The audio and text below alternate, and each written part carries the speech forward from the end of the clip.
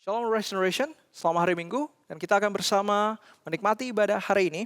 Kita akan memulai ibadah kita dengan satu landasan bahwa pertolongan kita adalah dalam nama Tuhan yang menjadikan langit dan bumi dan yang memelihara kesetiaannya untuk selamanya dan yang tidak pernah meninggalkan perbuatan tangannya. Turunlah atas kita sekalian anugerah dan sejahtera dari Allah Bapa kita, Tuhan kita Yesus Kristus dan Roh Kudus. Amin. Happy Sunday Restoration. Mari kita siapkan waktu kita, hati dan pikiran kita buat worship Tuhan. Kita nyanyikan kebesaran Tuhan dalam hidup kita.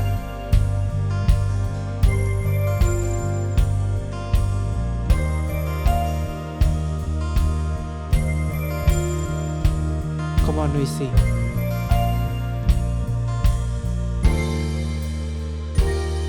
The splendor of the King, clothed in majesty, let all the earth rejoice, all the earth rejoice.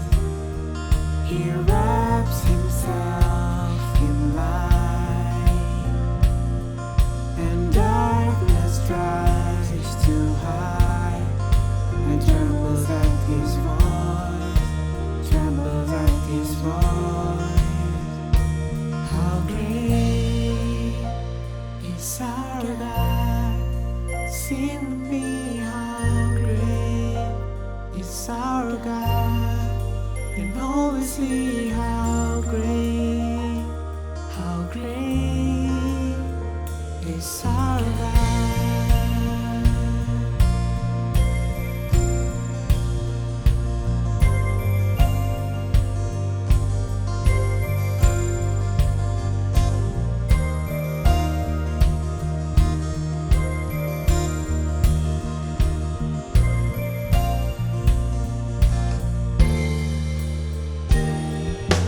Age to age he stands,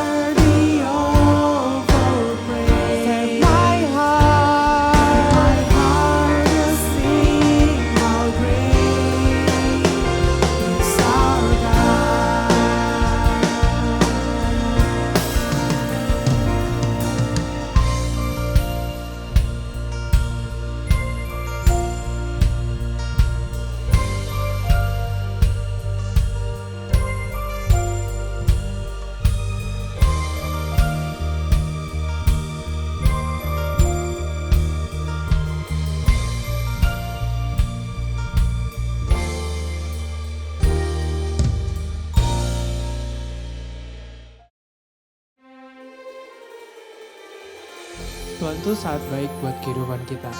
Dia punya rancangan yang terbaik buat kita. Kadang kita nggak bisa ngerasainnya langsung, nggak bisa lihatnya langsung. Sekarang kita mau worship Tuhan, kita mau lebih sadar bahwa Tuhan tuh punya rancangan yang terbaik buat hidup kita. Ku sadar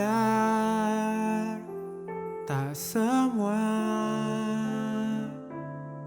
dapat aku miliki di dalam hidupku, hatiku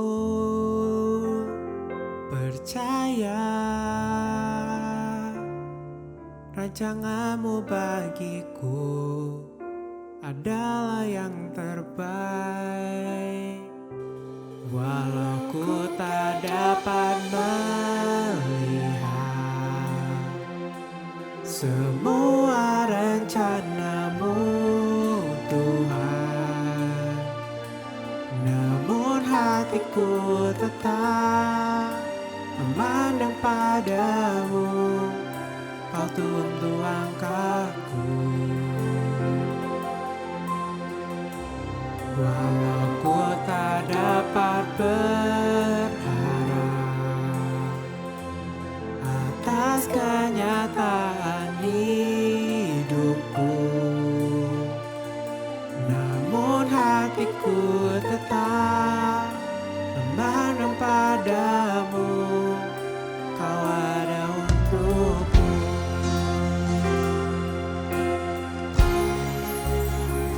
Ku sadar tak semua dapat aku miliki di dalam hidupku, hatiku percaya rancanganmu bagiku adalah yang terbaik. Walau ku tak dapat melihat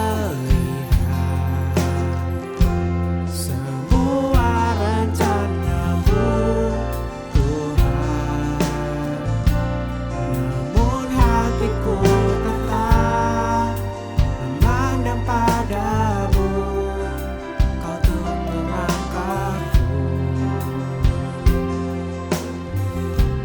Walau ku tak dapat berharap atas kenyataan hidupku, namun hatiku tetap memandang padamu, Kau ada untukku. Walau ku tak dapat melihat semua rencanamu Tuhan, namun hatiku tetap memandang padamu, Kau tuntun langkahku. Walau ku tak dapat berharap atas kenyataan hidupku, namun hatiku tetap memandang padamu, Kau ada untukku. Namun hatiku tetap memandang padamu, Kau ada untukku. Namun hatiku tetap memandang padamu, Kau ada untukku.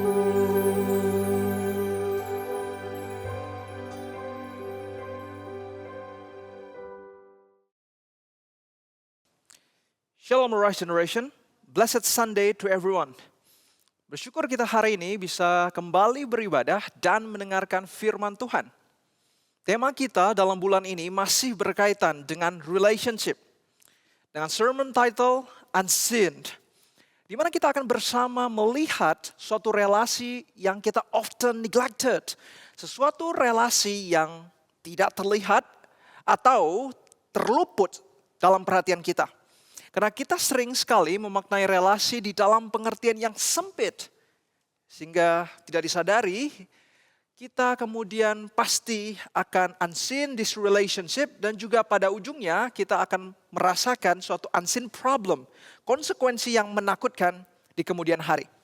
So hari ini kita akan bersama melihat what is the unseen relation tersebut. What's the unseen problem yang akan terjadi ketika kita ignore the unseen relationship tersebut.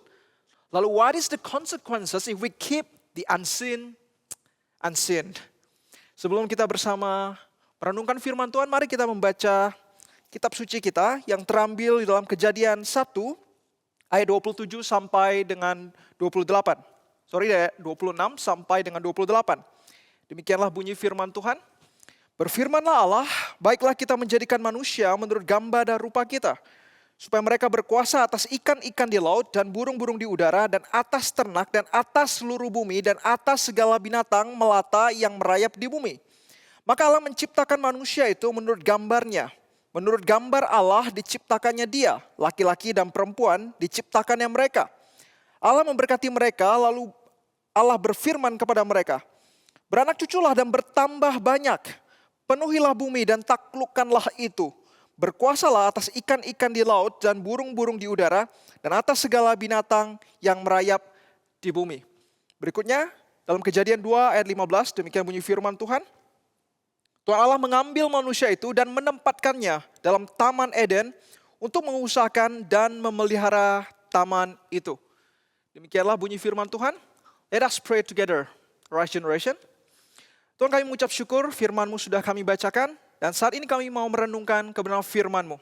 Tuhan sendiri yang hadir sehingga kami bisa menangkap dengan jelas isi hati-Mu yang bukan hanya sekedar kami dengar, tetapi kami mau aplikasikan in our daily life. Di dalam nama Yesus Kristus kami berdoa dan mengucap syukur. Amin.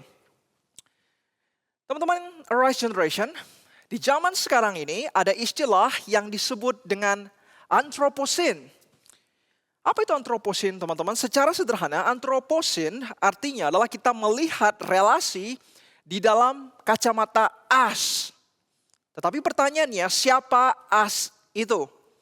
Dari huruf depannya anthropos, kita tahu bahwa bicara soal anthropocene itu bicara soal relasi antar manusia. Jadi intinya kaum anthropocene ini melihat bahwa relasi itu hanya dimungkinkan antara saya dan teman-teman misalnya, because we are simply our human being. Namun teman-teman, bagaimana kalau relasi kita misalnya dengan alam? No. Menurut kaum anthropocene, relationship with nature atau dengan alam, it is impossible in any form. Tidak dimungkinkan. Dan tidak mungkin untuk kita bicarakan juga. Sudahlah, tidak usah pedulikan toh nature itu makhluk yang lebih rendah daripada manusia. Ya sudah, eksploitasi saja. Suka-suka hati kita perlakukan nature itu untuk apa? Untuk keuntungan para antropos-antropos. Teman-teman, dunia ada dan berada untuk manusia dan kemudian antropos itu kuasai dan dominasi. Simple as that. That's what anthropocene believe. Teman-teman, kalau kita hanya melihat dalam kacamata yang sempit seperti itu, dan kita ignorant pada relationship kita, pada misalnya nature, itu sebenarnya sungguh akan membahayakan kita, dan kita akan menerima konsekuensinya nanti di kemudian hari.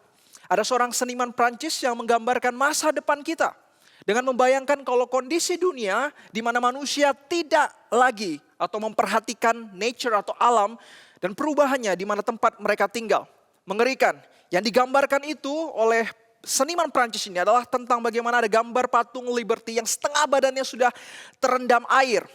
Ada menara Eiffel yang tegak berdiri tetapi berada di tegakan gurun pasir.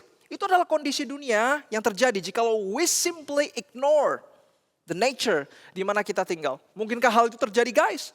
Ya, itu sangat mungkin saja terjadi. That's the unseen problem yang mungkin saat ini sudah terjadi dan akan bergerak ke sana ke depan. Dan ini adalah suatu isu yang sangat real, teman-teman. Jadi apa yang harus kita lakukan terhadap alam di sekitar kita? Bagaimana kita berelasi dengan mereka misalnya? Di salah satu sekolah teologi liberal, menariknya guys, ada satu siswa yang menyadari bahwa bagaimana manusia kita harus kembali menjalin relasi. Atau kemudian kita setidaknya berinteraksi dengan benar terhadap alam di sekitar kita. Bukan dengan kerangka antroposen yang kemudian kita mengeksploitasi atau merusak. Tetapi kita menata ulang relasi kita dengan alam. Apa yang dilakukan? Yaitu dengan apa? Ia kemudian mengambil pot di chapel. Lalu kemudian minta orang-orang gereja untuk apa? Untuk mengaku dosa dan meminta maaf. Sederhana, confess to a plant.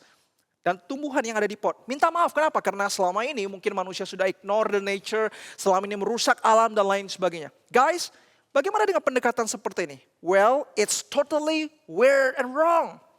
Inilah bukan cara kita sebagai orang Kristen untuk berelasi atau kemudian berespon terhadap kondisi alam di sekitar kita. Apalagi kemudian berespon terhadap climate problem in our world today. Meminta maaf kepada alam. Apalagi sampai mengaku dosa kepada alam atau tumbuhan dan lain sebagainya, itu tidak alkitabiah dan menyesatkan. Jadi bagaimana kita kemudian berespon terhadap dunia yang kita tinggali? Dan firman Tuhan hari ini akan memberikan kita basic yang fundamental tentang bagaimana kita kemudian berelasi dengan lingkungan sekitar kita dan apa yang mau firman Tuhan katakan. Guys, ada dua setidaknya perenungan firman Tuhan yang akan menolong kita mengadres soal this unseen relationship dan unseen problem. Pertama, yaitu adalah dengan tahu siapa kita sebagai manusia. Who we are. Kejadian 1 ayat 26, ayat 27. Nah, kalau kita baca dalam kitab Kejadian kita hari ini, dalam kitab Kejadian 1 ayat 26 sampai dengan 27, firman Tuhan menampilkan tentang siapa kita sebagai manusia. Manusia dikatakan bahwa manusia digambar, diciptakan dengan sesuai dengan gambar dan rupa Allah. Atau istilah teologisnya guys adalah imago Dei, the image of God. Imago artinya gambar dan Dei artinya Allah. Jadi simply artinya adalah manusia dicipta dengan gambar dan rupa Allah. Artinya manusia itu merefleksikan Allah. John Calvin gambarkan bahwa manusia sebagai image of God itu seperti kita adalah cermin yang memancarkan atau merefleksikan sinar kemuliaan Allah. Dan tentu ketika kita bicara tentang manusia yang merefleksikan Allah, manusia yang dicipta dengan gambar rupa Allah, salah satu aspek yang penting sebagai manusia yang dicipta dengan gambar rupa Allah adalah we are human in relation, bukan human in isolation. Ini penting guys, teman-teman, ketika kita merenungkan firman Tuhan yang lebih dalam. Di ayat 26 Tuhan berkata, baiklah kita menciptakan manusia seturut dengan gambar dan rupa kita. Kata kita ini bukan singular. Ini adalah percakapan antar Allah Tritunggal dalam komunionnya. Lalu kemudian setelah di ayat 27 dikatakan diciptakannya lah laki-laki dan perempuan sesuai dengan gambarnya. Maka di sini kita bisa melihat suatu relasi yang erat. Kita melihat dimensi sosial yang ditampilkan. Ketika Tuhan berkata baiklah kita cipta manusia, artinya adalah manusia itu merefleksikan Allah. Dan manusia itu yang merefleksikan Allah tentu tidak bisa dipisahkan dari sebuah relasi dengan yang lain. Seperti Allah Tritunggal, di dalam komunionnya mereka berelasi dengan yang lain. Itu sebab ayat 27 katakan Tuhan cipta manusia dengan gambar rupa seperti Allah. Ya tidak cipta laki-laki saja atau perempuan saja. Tetapi laki-laki dan perempuan diciptakannya mereka sesuai dengan gambar dan rupa Allah. Maka guys, simply ayat ini mengatakan bahwa puji Tuhan. Bahwa ini adalah satu kebenaran yang indah bahwa Tuhan pada mulanya mendesain kita bukan untuk hidup sendirian. We are not human in isolation. We are human in relationship. Itu sebab tidak heran ada filsuf yang kemudian mengembangkan lagi relasi antara manusia satu dengan yang lainnya dengan relasi yang lebih expanded. Karena manusia simply bukan human in isolation. Ia katakan bahwa ada 3 jenis relasi. Yang pertama adalah I and thou, yaitu adalah relasi saya dengan Tuhan. Yang kedua adalah I and you, adalah saya dengan sesama manusia. Lalu kemudian I dan it, yaitu adalah manusia dengan alam ciptaan. Maka guys, manusia yang dicipta dengan gambar rupa Allah. Ayat ini memberikan fondasi tentang manusia yang seharusnya berelasi. Keluar daripada dirinya menuju yang lain. Manusia yang dicipta sesuai dengan gambar dan rupa Allah seharusnya tidak hidup menyendiri. Apalagi hidup sendirian dan tidak hanya berhenti di I saja. apalagi kemudian tidak peduli kepada yang lain, hanya mementingkan diri sendiri. Dan yang paling parahnya, kemudian sampai menyakiti dan merusak yang lain. Terutama dalam konteks ini adalah sesama, sebagai manusia yang dicipta dengan gambar dan rupa Allah. Tetapi jika kita mau tarik implikasi dan aplikasinya lebih jauh, ini bicara soal tentang manusia yang harus keluar daripada dirinya, yang tidak hidup hanya terkungkung di dalam dimensi self. Kalau kita tarik implikasinya, tentu I itu bicara tentang realitas di atas diri manusia atau outside daripada dirinya. Ini adalah sesuatu yang tidak boleh kita abaikan sebagai manusia. Tetapi nyatanya, teman-teman, Rise Generation, ada banyak aliran sesat yang berpikir bahwa di dalam diri kita ada yang disebut dengan I spiritual. Jadi I spiritual ini terperangkap di dalam dunia fisik yang jahat. Jadi intinya adalah jiwa spiritual I ini harus keluar daripada tubuh yang jahat yang adalah penjara fisik. Dan dunia ciptaan tempat yang kita tinggal itu adalah penjara yang lebih besar lagi. Sehingga aliran sesat ini berpikir bahwa ketika materi itu evil, dan Tuhan itu pun akan hancurkan dunia ini. Tuhan akan hancurkan dunia ini dengan menghadirkan kiamat, dan kemudian kita manusia, jikalau kemudian kita dengan suka hati merusak alam, kita merusak, menyakiti sesama, misalnya dengan perang, we are helping God untuk apa? Untuk kemudian kita mengerjakan satu misi yang mulia, to destroy the physical world yang dianggap evil. Sehingga apa? Sehingga jiwa kita yang spiritual, yang abstrak ini, yang bukan dunia fisik ini, jiwa yang adalah roh itu kemudian keluar daripada diri kita. Kita membantu manusia keluar daripada dunia fisik yang jahat itu. Guys, ini adalah pandangan sesat yang tidak diajarkan oleh kitab suci kita. Di salah satu galeri di Florence, Michelangelo membuat patung yang terkenal dengan istilah non finito. Jadi dia membuat satu patung yang dianggap tidak selesai. Itu sebab disebut dengan non finito. Nah kalau kita lihat patung itu adalah gambar manusia yang tangannya berusaha seperti keluar daripada batu. Ya karena memang di atas bagian kepalanya itu belum selesai ya, seperti kotak-kotak. Jadi yang selesai itu baru gambar badan dan tangannya.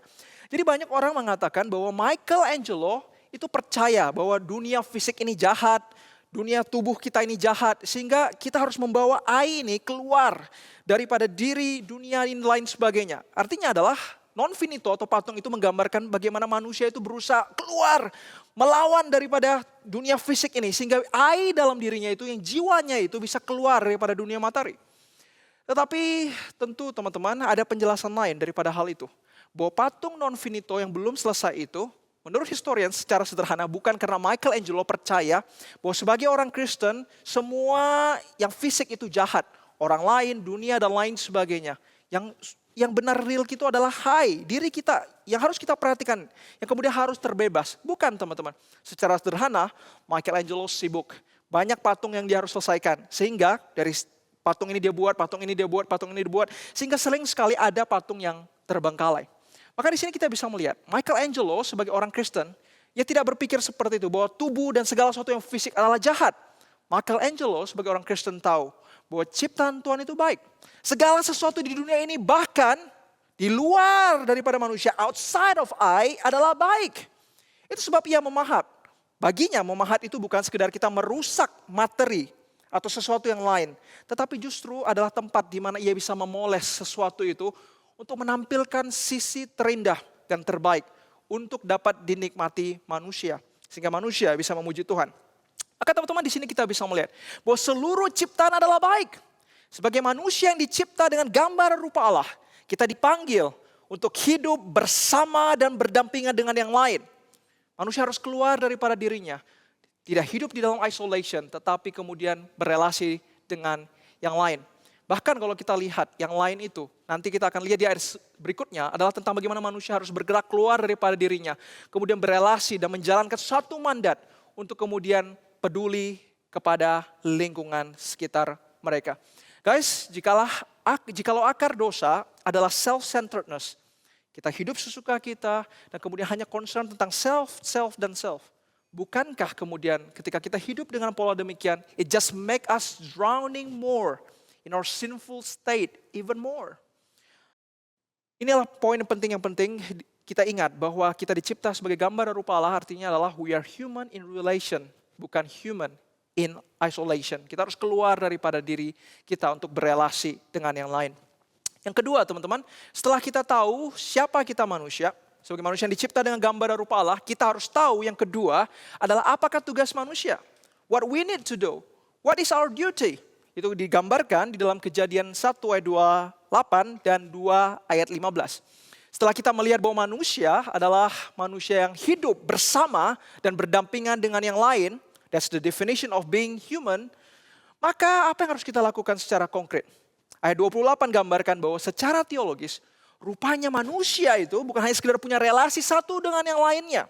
Manusia dicipta dengan gambar rupa Allah, laki-laki dan perempuan diciptakannya mereka. Tetapi mereka juga ternyata punya unseen relationship dengan nature, dengan alam di sekitar mereka. Melalui apa? Melalui duty dan mandat dan perintah yang Tuhan berikan atas diri manusia. Guys, inilah unseen relation yang jarang sekali kita perhatikan. Itu sebabnya kita tidak seharusnya seperti kaum antroposen yang acuh, yang tidak peduli pada apapun, khususnya alam, yang kita kemudian pikir itu adalah sesuatu di luar daripada manusia, tidak penting dan lain sebagainya, sehingga kita kemudian mengeksploitasi dan merusaknya.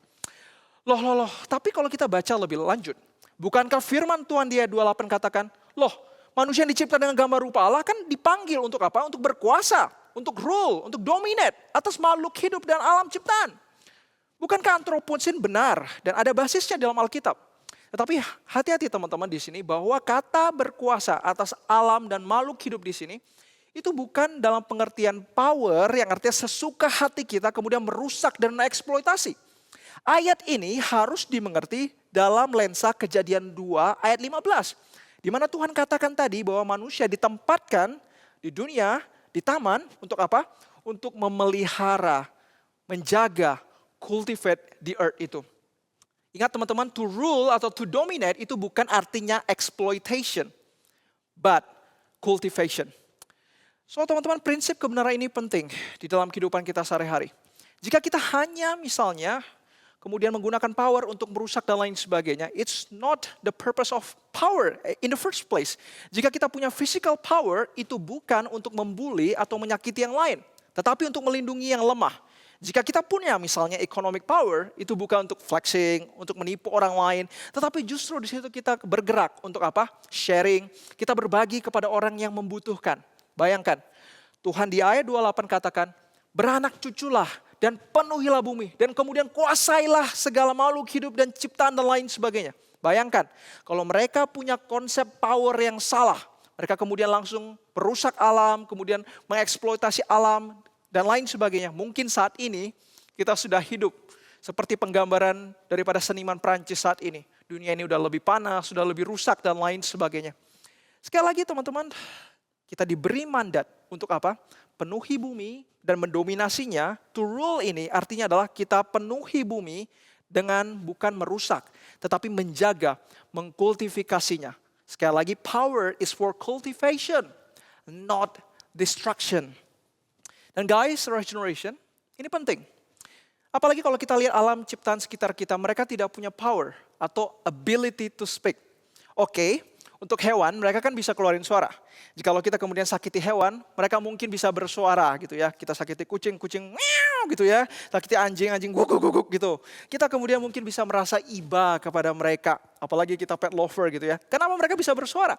Tetapi bagaimana misalnya dengan alam ciptaan lainnya? Pohon dan tanaman, mereka kan tidak bisa bersuara. Saat kita tebang sembarangan, bakar sembarangan, eksploitasi sembarangan, pohon kan tidak kemudian bisa berkata, ouch, sakit nih, jangan lakukan hal ini. Ya pohon kan tidak bisa bersuara. Apakah kemudian kita lanjut saja, sesuka hati kita mengeksploitasi mereka? Guys, ada menarik, ada sebuah eksperimen sains yang katakan bahwa sebenarnya pohon itu bisa merasakan sakit. Ya, karena pohon itu adalah makhluk hidup. Tidak seperti batu katanya. Jadi hanya saja sayangnya menurut saintis ini, pohon itu tidak punya satu kemampuan saja, yaitu apa? Bersuara. Aduh, ouch, dan lain sebagainya. Tetapi sebenarnya pohon itu bisa merasakan sakit menurut saintis ini. Tetapi juga ada saintis lain yang katakan bahwa tidaklah, mana mungkin pohon itu bisa merasakan sakit atau merasakan pain. Kan pohon itu tidak punya sistem saraf. Tetapi teman-teman, terlepas daripada percaya tidak, pohon itu bisa merasa sakit atau tidak. Poin utamanya adalah kita tidak sembarang bertindak terhadap alam. Kenapa? Karena mereka adalah makhluk yang dicipta oleh Allah yang agung. Kita percaya bahwa ciptaan itu tidak dicipta begitu saja, secara kebetulan. Melalui ledakan Big Bang dan lain sebagainya. Tetapi ada Allah yang agung yang mencipta ciptaan. Ketika kita menghargai ciptaan berarti kita mengasihi Allah. Kita menghargai Allah yang mencipta ciptaan itu. Ciptaan itu tidak terjadi secara kebetulan melalui ledakan Big Bang dan lain sebagainya. Ada yang mencipta nature di sekeliling kita. Itu sebab kita melihat keteraturan, kita melihat keharmonisan, kita melihat keindahan di alam ciptaan kita. Sederhana. Kalau kita lihat saja di dalam sel tubuh manusia kita. Paling sederhana, di dalam tubuh sel manusia kita. Ketika kita melihat sel DNA kita, kode genetik itu, kita kemudian konversikan misalnya ke dalam notasi musik. Kita akan menemukan musik yang indah di play. Bahkan ada ahli musik yang kemudian katakan bahwa musik daripada Chopin yang Requiem itu, yang sedih dan berduka itu, lagu yang sedih dari Chopin, kemudian kalau dikonversikan dalam kimia dan lain sebagainya, itu menghasilkan bunyinya itu seperti chemical yang ada pada tubuh manusia yang terkena kanker. Bagaimana kita bisa melihat dunia yang dicipta itu begitu indah, punya keteraturan. Itu tidak mungkin diciptakan dari ledakan dan lain sebagainya. Ada unsur harmoni, kesempurnaan dan lain sebagainya di dalam diri kita, di dalam alam ciptaan. Kenapa? Karena Allah yang mencipta itu sungguh baik adanya. Kalau kita baca dalam Kejadian, dikatakan dalam Kejadian 1 ayat 4, 10, 12, 18, 21, 25, dikatakan Tuhan ciptakan dunia ini sangat baik adanya. Baik, it is good. Dan ketika mencipta manusia itu menjadi sangat sungguh amat baik. Maka di sini teman-teman ketika kita berhadapan dengan alam, sebenarnya kita adalah manusia yang seolah-olah dibungkus oleh suatu gaungan yang berbunyi di sekitar kita, it's good, it's good, it's good, it's good. Itu sebab jika dunia yang kita tinggali ini menjadi tidak good lagi, itu bukan menjadi tujuan pada mulanya Allah mencipta itu. Itu bukan karena Allah yang gagal mencipta, itu karena manusia yang gagal memeliharanya. Maka teman-teman hari ini kita diajar untuk apa? Untuk kemudian menghargai alam yang di sekitar kita. Ini adalah unseen relationship yang sering kita neglected. Firman Tuhan mengungkapkan bahwa selama ini ada unseen relationship yang mungkin kita telah abaikan. Di mana Tuhan telah panggil kita untuk memelihara alam ciptaan. Dan bukannya cuek dan tidak peduli. Jika kita abaikan, maka kita akan menerima unseen problem yang saat ini mungkin sedang terjadi dan akan terjadi secara buruk in the future. Seorang ateis bernama Ludwig Feuerbach pernah katakan, orang Kristen, they only think about themselves. They only think about the salvation of the soul. Tetapi mereka tidak peduli kepada alam ciptaan. Oh, inilah satu pandangan yang salah. Kekristenan bukan hanya sekedar concern terhadap soul, tentang keselamatan. Tetapi bagaimana firman Tuhan katakan di pasal 1 dan pasal 2 tadi. Bahwa Tuhan peduli kepada segala sesuatu yang Ia ciptakan. Bagaimana kita dipanggil bersama. Untuk apa? Untuk memelihara alam. We are not concerned not only for ourselves. Kita diberi tugas untuk memelihara lingkungan. Yang mungkin Ludwig ada benarnya bahwa dalam artian bahwa mungkin banyak orang Kristen yang tidak lagi menghidupi kebenaran firman Tuhan ini. Maka hari ini teman-teman kita mau menjaga lingkungan sekitar kita. Kita tidak merusaknya, kita tidak mengeksploitasinya, kita hidup go green. Dan apapun yang kita lakukan daripada hal sederhana, tidak kemudian membuang sampah sembarangan, tidak menciptakan polusi yang kemudian membuat orang sakit dan lain sebagainya. Sehingga di dalam hidup kita ini, kita tidak jadi batu sandungan kepada orang yang belum kenal Tuhan. Tetapi kita justru hidup, memenangkan banyak jiwa bagi Kristus. Kenapa? Karena kita hidup menjadi teladan. Kita memelihara alam ciptaan yang Tuhan ciptakan. Maka Rise Generation saya akan tutup khotbah hari ini dengan mengatakan, menjaga alam adalah wujud kita mengasihi Allah. Karena alam adalah ciptaannya. Menjaga alam juga adalah wujud kita mengasihi sesama. Karena dengannya kita menghindarkan sesama kita dari dampak kerusakan alam yang kita mampu dan dapat lakukan. Kiranya Tuhan yang menolong kita untuk bersama menghidupi kebenaran firman Tuhan ini. Mari kita bersama bersatu di dalam doa. Tuhan, kami sudah mendengar firman-Mu. Kami dicipta sebagai manusia yang dicipta dengan gambar dan rupa Allah. Artinya adalah kita adalah human in relationship. Kami tidak mau dalam hidup kami hanya memikirkan diri kami sendiri, tapi tidak mau pedulikan sesuatu yang di luar daripada diri kami. Dan hari ini kami diajak untuk peduli dan concern terhadap sesuatu yang ada di luar diri kami, yaitu alam yang Tuhan panggil kami untuk kami lakukan pemeliharaan, kami kultivasi dan bukan mengeksploitasinya. Sebab alam ciptaan adalah milik Tuhan dan kami harus pelihara. Inilah doa kerinduan kami, semoga Arise Generation bisa menghidupkan firman Tuhan. Hanya di dalam nama Yesus kami berdoa dan mengucap syukur. Amin.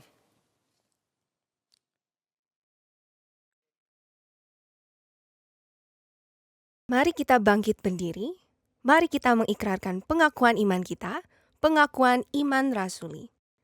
Aku percaya kepada Allah, Bapa yang Maha Kuasa, Khalik langit dan bumi, dan kepada Yesus Kristus anaknya yang tunggal Tuhan kita, yang dikandung daripada Roh Kudus, lahir dari anak darah Maria, yang menderita sengsara di bawah pemerintahan Pontius Pilatus, disalibkan, mati dan dikuburkan, turun ke dalam kerajaan maut, pada hari yang ketiga bangkit pula dari antara orang mati, naik ke surga, duduk di sebelah kanan Allah, Bapa yang Maha Kuasa.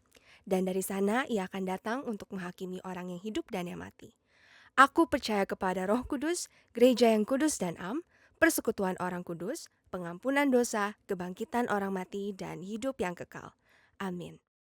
Silahkan duduk. Mari kita memberikan yang terbaik melalui persembahan kita minggu ini. Teman-teman bisa memberikan persembahan melalui QR Code yang tertera pada layar teman-teman.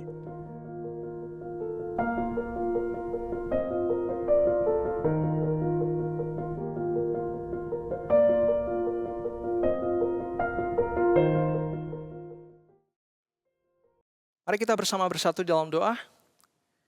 Tuhan, inilah seluruh persembahan yang kami berikan kepada Tuhan yang terbaik. Karena Tuhan sudah memberikan kami yang terbaik. Dan kira kami bersama pulang dengan mengingat berita firman Tuhan.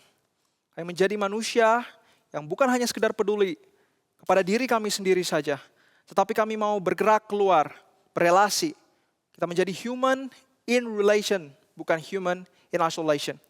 Kiranya sinar kemuliaan daripada Allah Bapa, kasih yang tak terhingga daripada Yesus Kristus, pertolongan, peneguhan, dan penyertaan daripada Allah Roh Kudus menyertai kita semua sekalian. Sehingga kita bisa menghidupkan firman Tuhan. Hanya dalam nama Yesus kami berdoa dan mengucap syukur. Amin.